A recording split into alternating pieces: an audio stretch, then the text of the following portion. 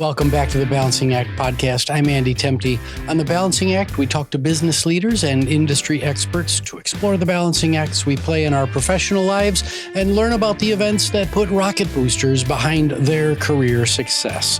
Today, we have Neil Emeigh joining us. Neil is the founder and CEO of Rayobyte. Rayobyte is a proxy and data collection company that helps companies gather data online at scale. Welcome to the show, Neil. Thanks so much for having me, Andy. Looking forward to this. Yeah, we're going to talk all things data, data privacy, data collection. Yes. But before we get started, it would be great if you told our listeners the short version of your story. The short version, I bootstrapped the company 9 years ago.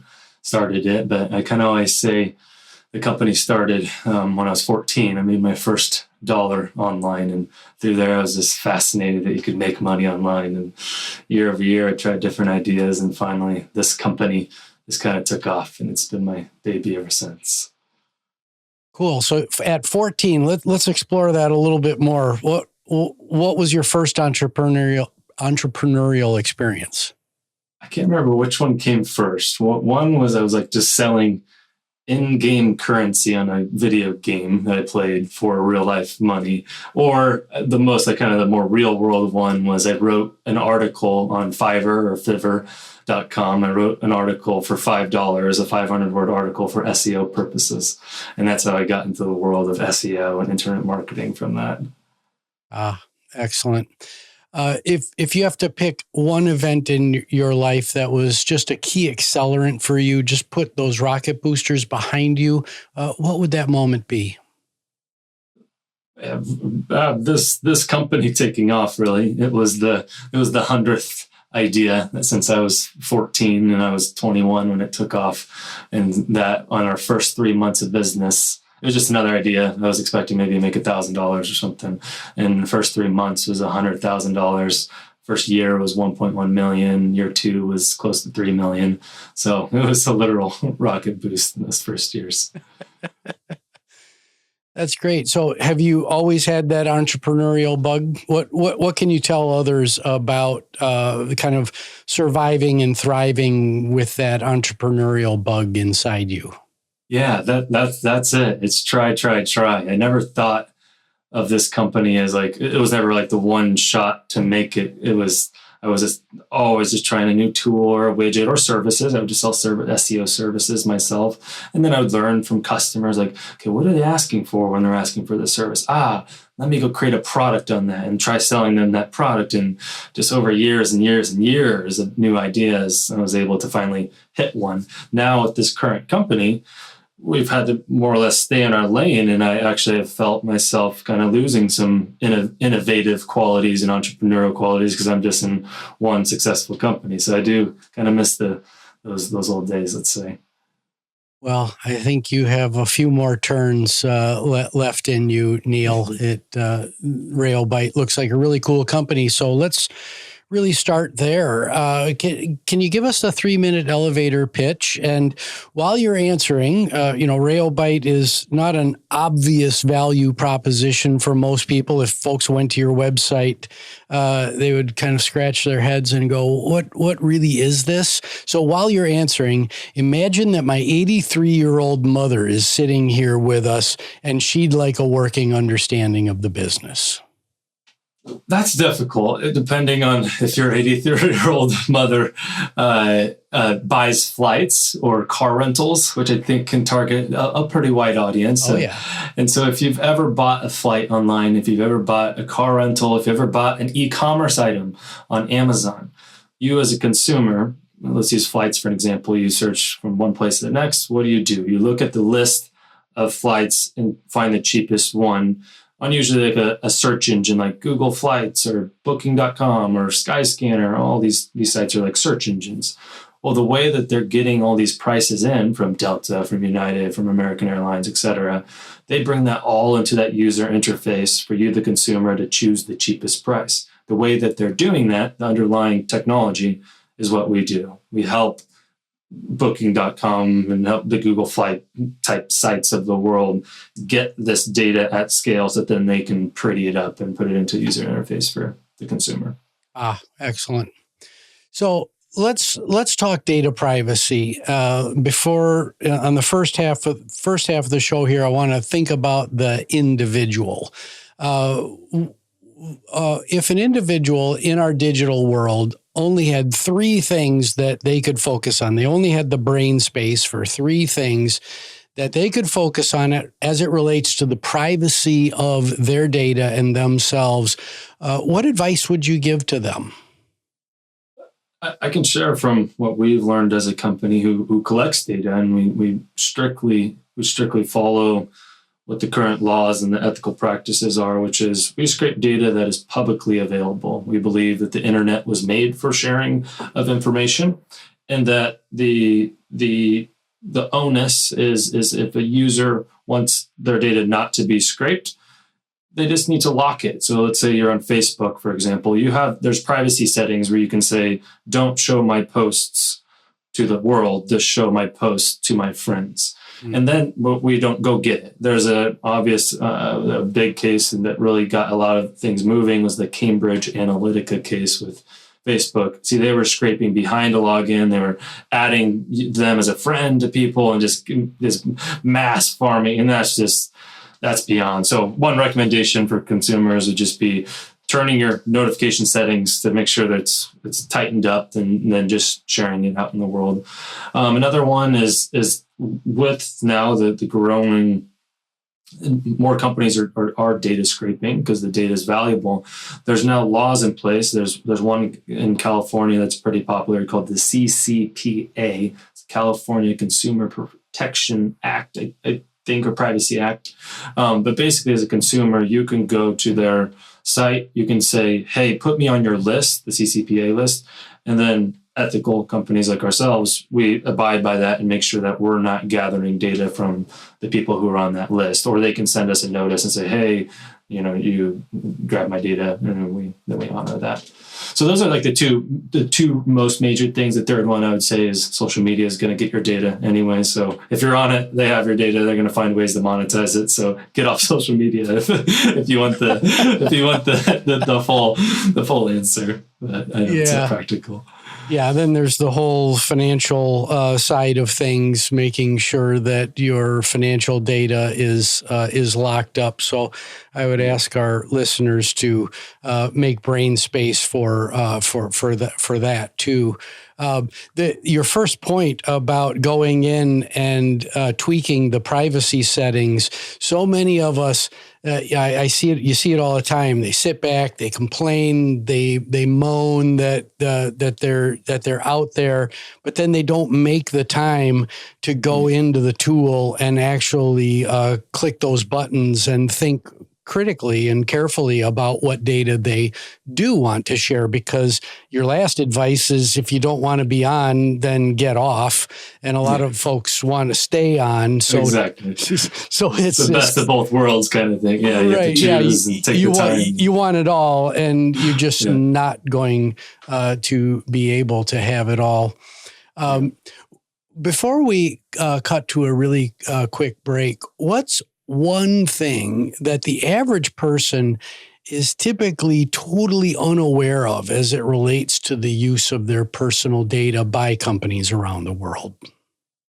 I think it would be this case of scrape data. Well, I assume most people understand that the social media giants are taking your data and they're just making money. They're printing money with it. The Google ads, they're just tracking you everywhere. You hear that, you hear titles. If you don't, it's happening. But I think what a lot of people aren't aware of is on the scraping side that, again, if your information is out there publicly, if you go on Google right now and just type your name, anything that you see on that Google search, if you type your name in quotes, especially, that is all grabbable in the current laws. It's all grabbable, and that can be used by a company to monetize it and find ways to make sense of that data. So I think people aren't aware that once they put information out there, then it's out there for grabs.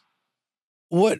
Tell me about the quotes thing. I'm fairly technically savvy, but I haven't heard of do a search on Andrew Temte and wrap it in quotes. Yeah, the quotes is an exact match. So Andrew Temte. So if you don't have quotes, Google will show you results just for Andrew, which there's a lot of Andrews in the world. There are a lot of Temte in the world. But Andrew Temte, it has to be spelled exactly like that on the page. Excellent. Yeah. All right. Well, Neil, we are going to take a really short break for a quick commercial, and we'll be right back with more on your data and data privacy. Hey, it's Andy here. I've got a new podcast I'd like to introduce you to, The Saturday Morning Muse. Start your weekend with me by exploring topics that span leadership, business management, education, and other musings that are designed to support your journey of personal and professional continuous improvement. Subscribe today on your favorite podcast platform. And we're back with Neil Emeigh talking about data literacy and data privacy. Let's shift gears to the corporate sector. Let's suppose that you have a CEO sitting in front of you right now who feels like they're being left behind in the race to turn data into a competitive advantage. What advice do you have for them to catch up? The most practical that's relevant to our company and what we offer is we see a lot of customers come to us and they tried building their own scrapers, the software that goes and grabs this data.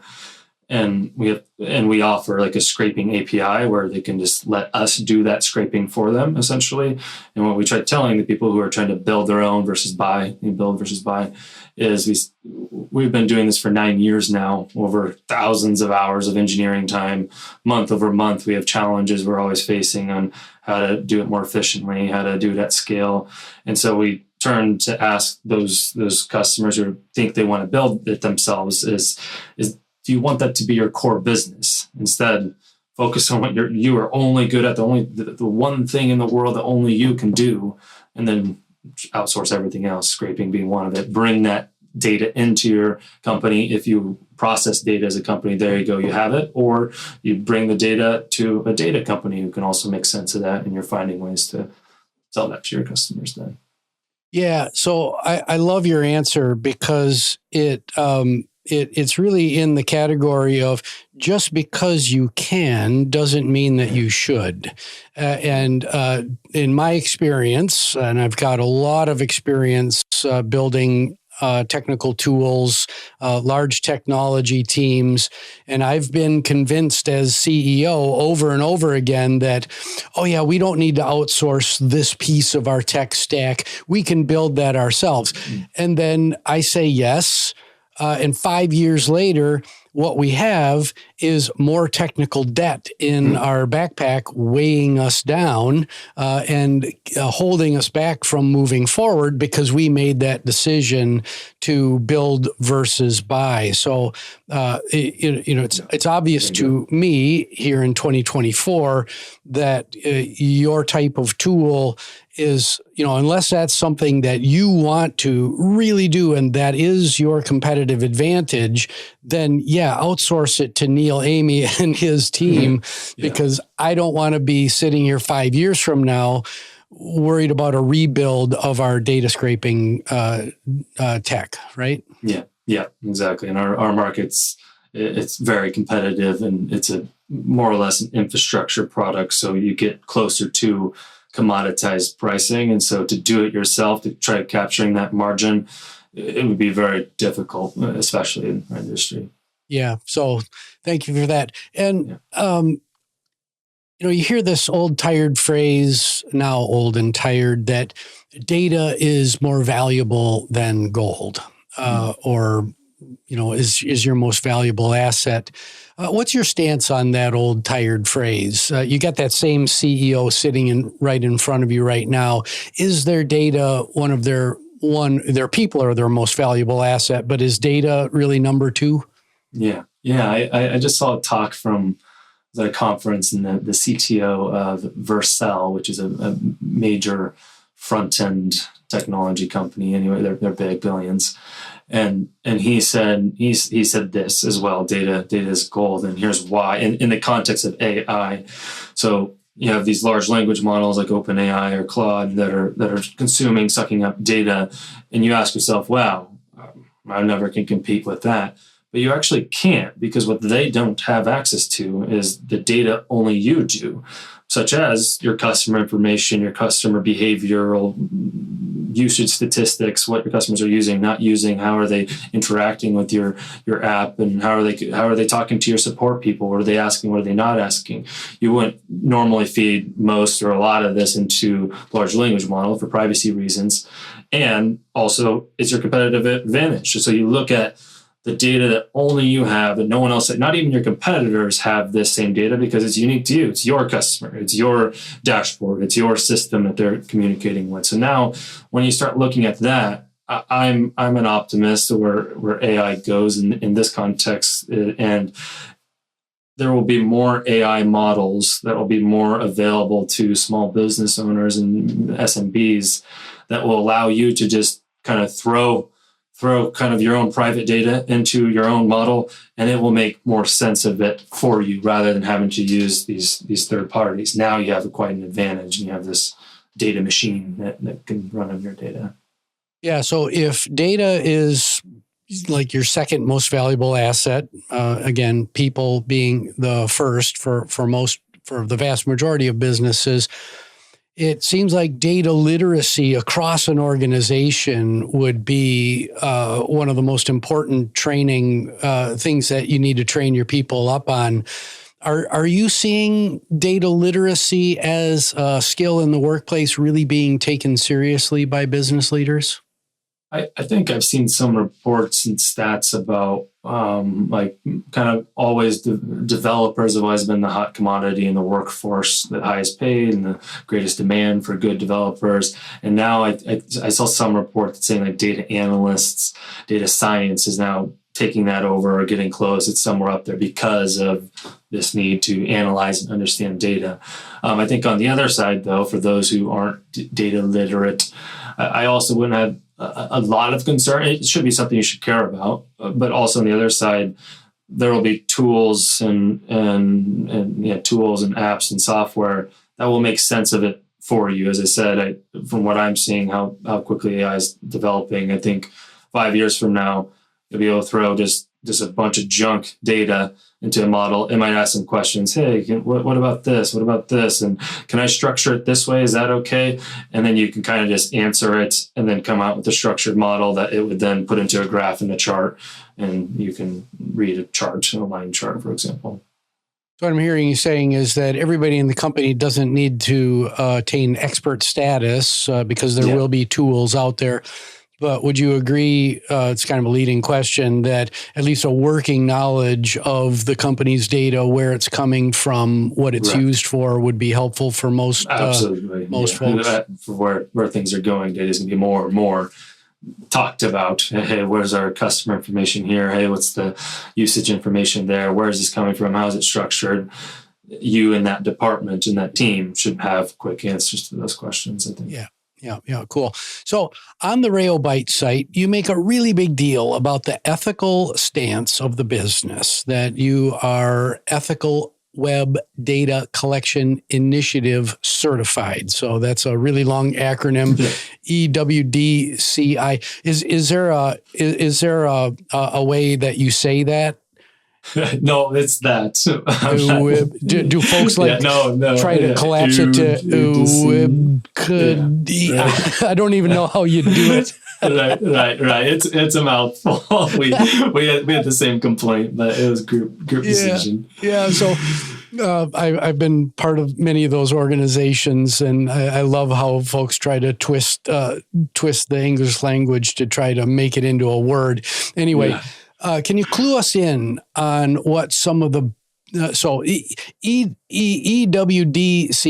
the Ethical Web Data Collection Initiative, must be there for a reason, because there must be bad actors in your space. What are the bad actors in your space doing that drives the need for EWDCI? Yeah, so we're part of this group, which we consider the people who are in this are the top scraping companies in the world, like that you can buy, like scraping as a service, basically. And we're part of this because we all got together because we legislatively, what Congress sees are cases like Cambridge Analytica. That's like, wow, you're just scraping. That's terrible. You're selling all this data. Users don't know about it. And it comes down on companies like ours, which are powering, as I said, things that impact consumers every single day. The reason you have the cheapest flight possible is because of data scraping. The reason that you have the cheapest price on Amazon is because companies like that are scraping Walmart and Target to understand what's the cheapest price. Let me give them the cheapest price. So we think it's a problem that the bad cases get the press. Understandably, press likes that. But Congress is hearing that and isn't hearing the other side of it, which is, here's how you do it here's how you do it ethically. Here are some use cases, and here are the companies that are backing this. Come talk to us. Yeah. So the big exemplar is the Cambridge Analytica case that you would point to. Yeah, that was a proven bad actor in the space, and that's what you got to watch out for. Yeah. So Neil, thank you so much for taking us through that. Yeah, we've talked about data literacy, data privacy before on the show. Really haven't had any folks from the proxy scraping side, so I think this is a really valuable conversation. I was perusing your LinkedIn profile, and I saw an article on your participation in a 7-day silent meditation retreat. We're also, in addition to data literacy, we're all about the development of human skill on this show. Can you tell us about your experience with that 7-day silent meditation retreat? What was your biggest aha moment? Yeah, my biggest aha moment that I carry with me, this was 4 or 5 years ago, I carry with me to this day is life is so fast. We're talking about proxies, scraping, and the technical world, AI. So it's even faster and faster every day that goes by. And I learned that 7 days of no reading, no writing, no talking, and just 9 hours of counting my breath. It slowed me down. Like I could feel my cells, I could feel my brain just go whoosh. And like, whoa, I can like smell this flower that I'm looking at because I'm actually paying attention to the senses. I'm seeing the color of this bird in the tree that I would have never looked at before. And I tried bringing that into my daily life, but as a CEO of a tech company, that's challenges. Yeah. Would you recommend that kind of experience to others? If you're looking for a challenge, yes, that would be my answer. Yeah, it sounds like I'm deeply introverted, so I'm fairly comfortable with me and my own thoughts. Yeah. But I bet for some it'd be really daunting. Even for me, it sounds like a daunting thing. Yeah. So Neil, let's have a little fun. I've got 2 lightning round questions for you. I give you access to a time machine, and you can send a message to an earlier version of Neil Emeigh. What's the message, and what previous version of yourself do you choose to send it to? My answer would be the first day I started the company, first year, let's say, and I would tell myself, this was 9 years ago, I would tell myself to stick to your strengths and delegate and avoid your weaknesses. I've tried to be the CEO that can do it all, and I'm now learning 9 years later that it's better to stay to my strengths and delegate my weaknesses. The founder's curse. The founder did everything at the start, and I suffered from that for years, and am still recovering from it. Yeah. Get a company off the ground. You're building the database. You're packing boxes. You're doing everything, and you feel like you're an expert in the entire business, and all of a sudden, you've got a $300 million business, and it's wildly complicated, but in your mind, you still think right. that you know it all. Yeah, exactly. Yeah. So Neil, we're all works in progress. You told us about your meditation retreat from a few years ago, but what are you focused on right now in your personal journey of growth as a leader? It relates to the previous point, which is I'm trying to rediscover my inventiveness, my entrepreneurial spirit. I mentioned that earlier in the talk as well, that I've become a one-laned. I'm a CEO of a proxy company. I haven't been thinking outside the bubble, and I haven't had those 100 attempts at different ideas because I've only been one lane. So I'm taking a lot of time recently to break that down and get exploring ideas again. Well, Neil, I'm doing the math in my head, and I am probably exactly twice your age.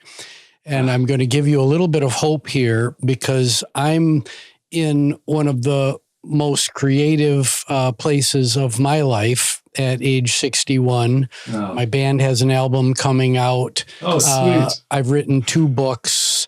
I have 2 podcasts going. And this is, wow. I'm a guy who, built businesses before, had those spurts of creativity, inventiveness, et cetera. And so they will come back. You can have them again. Like you were saying, you have to create the space for them. And the space for my creative burst came from when I decided to step back from the CEO role and allow this extra space in my life. And my creative, inventive brain just went, all right, this is what we're going to do. Wow. I'm resonating so much. You're affirming my current plan of action. So thanks, Andrew. All right. Well, hopefully you don't have to wait till 60 for that to happen. Fingers crossed. Yeah. Neil, it was an absolute pleasure to get to know you today. I'm sure that our listeners gained a lot of value. Where can folks find out more about you and Rayobyte? Rayobyte, just rayobyte.com. And for me, I have my own personal blog that I love to connect with like-minded people. So subscribe if you're interested at neilemeigh.com, which you can see in the show notes how to spell my name anyways. Yeah. All right, Neil, thank you so much for being on the show. Cool. Thanks for having me, Andrew. Yeah. All right. My name is Andy Tempty. This is the Balancing Act podcast. You can find us on all the major streaming services, plus out on YouTube. Please like, subscribe, rate, and most importantly, share this public good with your friends and your colleagues. The show was produced by Nicholas Tempty. We'll see you next time on the Balancing Act.